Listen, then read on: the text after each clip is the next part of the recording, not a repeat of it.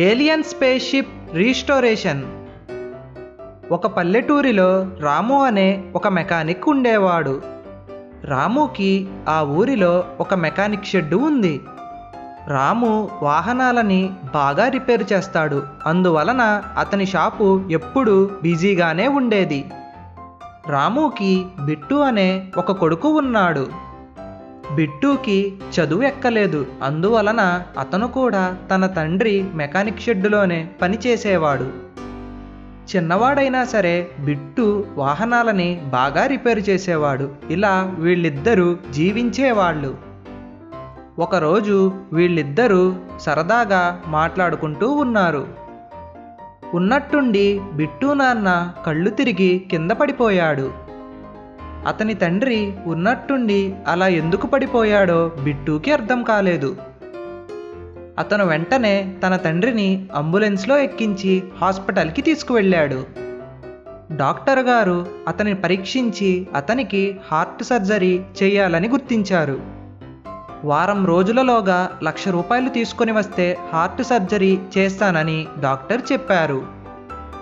అతని తండ్రిని బ్రతికించుకోవడానికి వారం రోజులలో 1,00,000 రూపాయలు ఎలా తీసుకురావాలో అర్థం కాక బిట్టు ఉన్నాడు.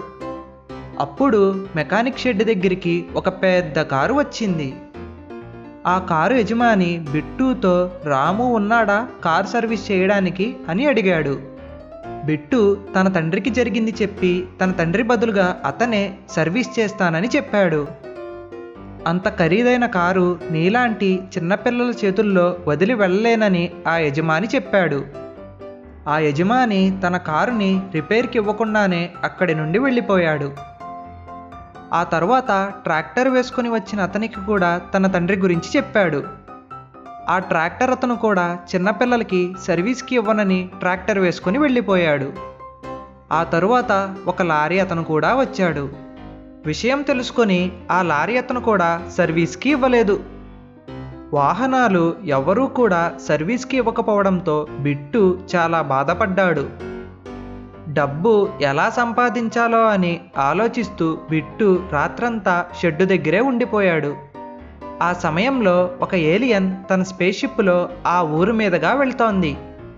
ఉన్నట్టుండి ఆ స్పేస్‌షిప్ నుండి పొగలు వచ్చి ఆ స్పేస్‌షిప్ వెళ్ళి సరిగ్గా బిట్టు షెడ్డులో పడింది.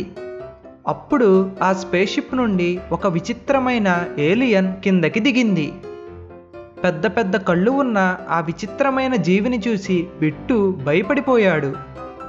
ఆ ఏలియన్ గంభీరంగా నడుచుకుంటూ బిట్టు దగ్గరికి వెళ్ళింది. ఓయ్ మానవుడా, నా స్పేస్‌షిప్ పాడైపోయి ఈ విధంగా కింద కూలిపోయింది. ఈ సామాన్లు మరియు ప్రదేశాన్ని చూస్తుంటే ఇది ఒక రిపేర్ షాప్ అని అర్థమైంది. నువ్వు నా స్పేస్‌షిప్ని రిపేర్ చేస్తావా? బిట్టు భయంతో మాట్లాడకుండా సరేనండి, మీ స్పేస్‌షిప్ని నేను వీలైతే రిపేర్ చేస్తాను అని చెప్పాడు. ఆ స్పేస్‌షిప్ నుండి ఎందుకు పొగలు వస్తున్నాయో బిట్టు చూస్తున్నాడు. కొన్ని వైర్లు షార్ట్ సర్క్యూట్ అవడం వల్ల పొగలు వచ్చాయని బిట్టు గమనించాడు. బిట్టు అదృష్టం ఏంటంటే అతనికి వైరింగ్ వచ్చు. అతను వెంటనే రిపేర్ మొదలుపెట్టాడు. కాసేపటి తర్వాత బిట్టు కాలిపోయిన వైర్లను తీసి మంచి వైర్లతో రిపేర్ చేసేశాడు.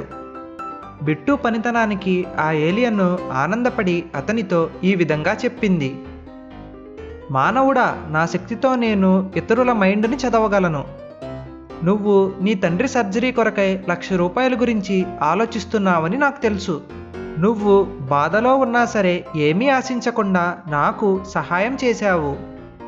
అందుకు బహుమతిగా నేను ఈ బంగారాన్ని ఇస్తున్నాను. ఈ బంగారంతో నువ్వు మీ తండ్రికి సర్జరీ చేయించు. ఆ ఏలియన్ బిట్టుకి కృతజ్ఞతలు తెలిపి అక్కడి నుండి వెళ్ళిపోయింది. అతని తండ్రి ఆపరేషన్కి కావలసిన డబ్బు అందిందని బిట్టు ఎంతో ఆనందపడ్డాడు. అతని తండ్రికి ఆపరేషన్ జరగడంతో అతని తండ్రి ఆనందంగా ఇంటికి వచ్చాడు. వాళ్ళిద్దరూ హాయిగా జీవించారు. హాయ్ ఫ్రెండ్స్, ఈ వీడియో మీకు నచ్చినట్లయితే మా ఛానల్కి సబ్స్క్రైబ్ చేసుకొని బెల్ ఐకాన్ని క్లిక్ చేసి ఆల్ నోటిఫికేషన్ని సెలెక్ట్ చేసుకోండి.